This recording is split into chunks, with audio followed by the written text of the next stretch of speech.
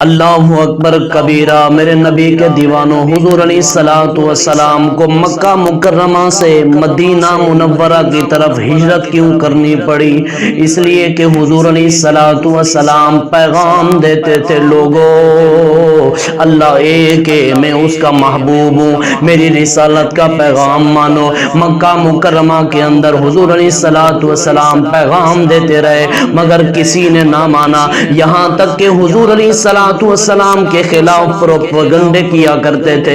حضور علیہ السلام نے طائف کی وادی میں گئے، وہاں جا کر لوگوں کو پیغام دیا، لوگوں اللہ ایک ہے، میں اس کا پیارا محبوب ہوں، آخر میری رسالت کا پیغام مانو، اللہ کو ایک مانو۔ میرے نبی کے دیوانوں، لوگوں نے آگے سے حضور علیہ السلام کی بات نہ مانی، یہاں تک یہ کرتے رہے کہ یہ تو نبی دیوانہ آیا ہے، یہ تو مستانہ آیا ہے، کیسا نبی آیا ہے؟ کیا اللہ نے تجھے اس لیے چنا ہے کہ اللہ تجھے نبی بنائے؟ اللہ اکبر کبیرہ۔ میرے نبی کے دیوانوں، حضور علیہ السلام یہ تمام تکالیف برداشت کرتے رہے، تمام جو کچھ بھی وہ پروپیگنڈے کرتے تھے تمام برداشت کرتے رہے، اور جب مکہ مکرمہ میں آئے حضور علیہ السلام پیغام دیتے تھے، لوگوں اللہ ایک ہے، قل هو اللہ احد اللہ الصمد لم یلد ولم یولد ولم یکن له کفوا احد۔ اللہ اکبر کبیرہ۔ میرے نبی کے دیوانوں، حضور پیغام دیتے تھے، لوگوں اللہ کی طرف آ جاؤ، میں اس کا آخری نبی ہوں، میری بات مانو، لیکن کوئی بھی بات نہ مانتا تھا۔ ایک وقت آیا، میرے نبی نے فرمایا، اے ابو بکر ایک ایسا وقت بھی آئے گا جب میں محمد تجھے ساتھ لے کر مکہ سے مدینہ جاؤں گا۔ اللہ اکبر کبیرہ۔ میرے نبی کے دیوانوں، حضور علیہ السلام کے خلاف پروپیگنڈے، حضور علیہ السلام پر ظلم ہوتا رہا، طرح طرح کے حضور علیہ السلام نے ظلم برداشت کیے، مگر برداشت پر صبر کرتے رہے، یہ میرے اور آپ کے نبی کا کمال تھا۔ اللہ اکبر کبیرہ۔ حضور علیہ السلام ایک دن اپنے گھر کے اندر آرام فرما رہے تھے اور کفاروں نے اچانک اپنی میٹنگ بلائی۔ میٹنگ کے اندر انہوں نے یہ کہا کہ ہم اس نبی کے خلاف معاذ اللہ اس نبی کو قتل کرتے ہیں، اس نبی کو یہاں سے بھگاتے ہیں کسی طریقے۔ اللہ اکبر کبیرہ۔ میرے نبی کے دیوانوں، وہاں پر ہر ایک بندے نے اپنی رائے پیش کی۔ ابو جہل کھڑا ہوا، اس نے اپنی رائے پیش کی۔ اس کی کیا رائے تھی؟ ابو جہل کہتا ہے، لوگوں ہر قبیلے سے ایک ایک بندہ لے لو، ہر قبیلے سے ایک ایک بندہ جب لے لیں گے، پھر آپس میں ان 40 قبیلے ہیں، 40 قبیلوں سے ایک ایک بندہ لے کر ہم رات کے اندر حضور علیہ السلام کے گھر کو گھیر لیں گے۔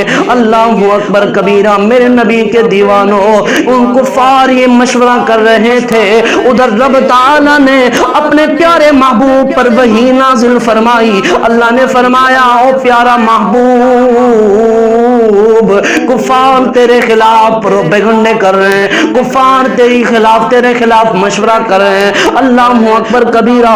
میرے نبی کے دیوانوں، اللہ ادھر سے اپنے پیارے محبوب کو آگاہ فرما رہا ہے، پیارے محبوب کفار آپ کو قتل کرنے کے مشورے کر رہے ہیں، یہاں تک کہ جب 40 کفار کے سردار ایک ایک قبیلے سے ایک ایک بندہ اکٹھا ہوا، تمام نے میرے نبی کے گھر کو گھیر لیا۔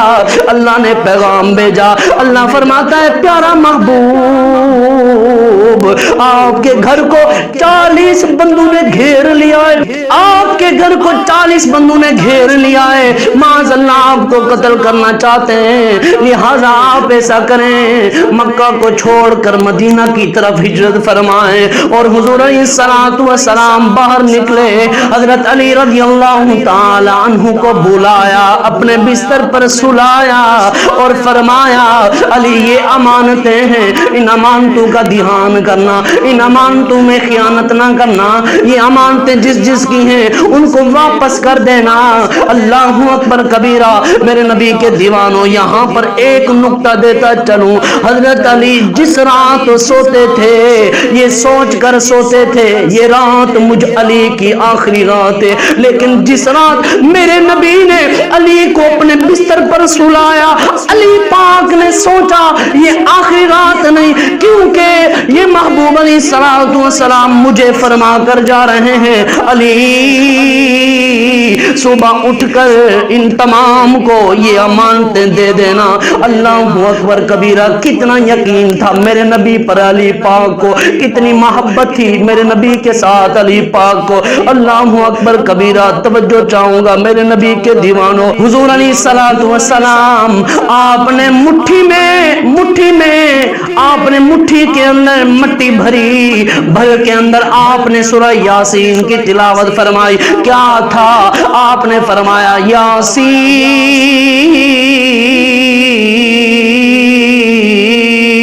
والقرآن الحکیم انک لمن المرسلین علی صراط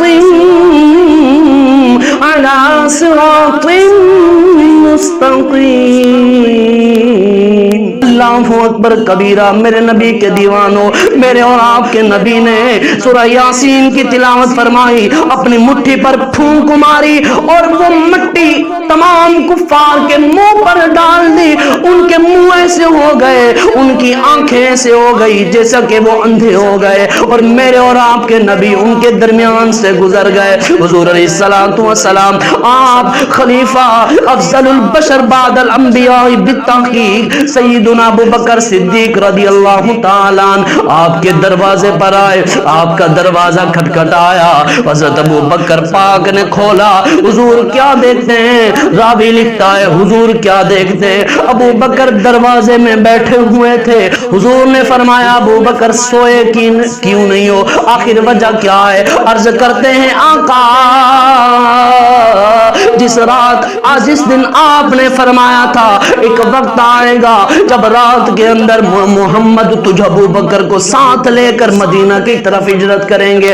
آقا اس دن سے میں ہر رات نہیں سوتا, گیٹ پر بیٹھ کر آپ کا انتظار کرتا ہوں. اللہ اکبر کبیرہ. میرے نبی کے دیوانوں, یہ ابو بکر پاک کا یقین تھا. حضور نے فرمایا ابو بکر آج وہ رات آ گئی ہے, کفار نے میرے گھر کو گھیرا ہوا ہے, لہذا آپ چلے ہم چلتے ہیں مدینہ پاک کی طرف ہجرت کرتے ہیں. میرے نبی کے دیوانوں, اللہ کا قرآن فرماتا ہے ثانی اثنین, دو میں سے دوسرا. اللہ اکبر کبیرہ.